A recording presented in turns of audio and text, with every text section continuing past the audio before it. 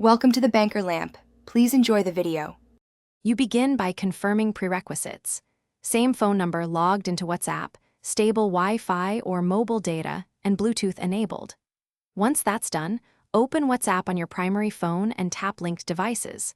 Tap link a device and choose use phone number instead of QR if available. If not, pick the alternative device activation option.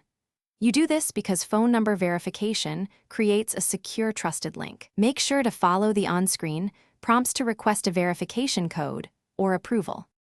Once the request is sent, you will either receive an SMS or a verification call to the phone number tied to your account. When the code arrives, enter the 6-digit number on the secondary device or approve the connection on your primary phone. This confirms ownership. You should then name the linked device for easy management and accept required permissions like notifications. Make sure to keep both devices near each other during this step to avoid delays, and wait for the confirmation that the session is active. To finish, verify that recent chats sync to the linked device and send a test message to confirm full functionality.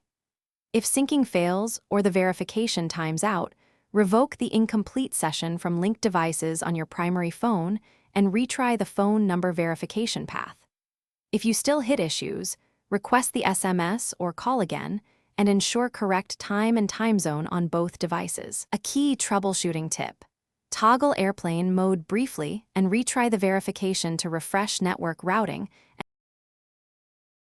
Thanks for watching. If this was helpful, leave a like and consider subscribing. See you next time.